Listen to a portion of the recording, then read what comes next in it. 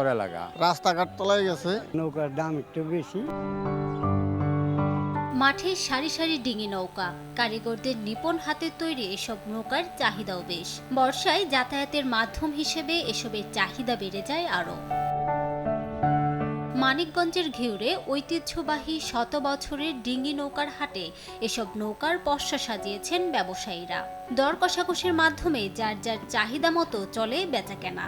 ক্রেতারা বলছেন দাম একটু বেশি, তবে কারিগরদের দাবি লাভ হচ্ছে কম। হাট বাজারে যাওয়া লাগে আমার চর এলাকা, পানি বাড়ি চারদিক দিয়ে। বাবা লাগবে, পোলাপান জলবান আছে, তারা চলবে এই ধরনের। আইসা দিকে নৌকার দাম একটু বেশি, এই জন্য মানে একটু ঘুরতেছি। রাস্তাঘাট তলায় গেছে, সেই জন্য আমরা নৌকা কিনে বেড়েছি।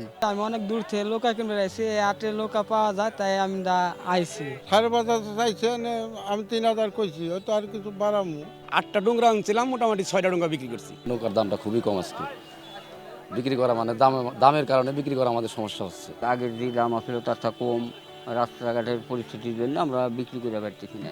নগদের কাছে সব গ্রাহকই প্রিয়, তাই তো সারা দেশে ক্যাশ আউট চার্জ সবচেয়ে কম।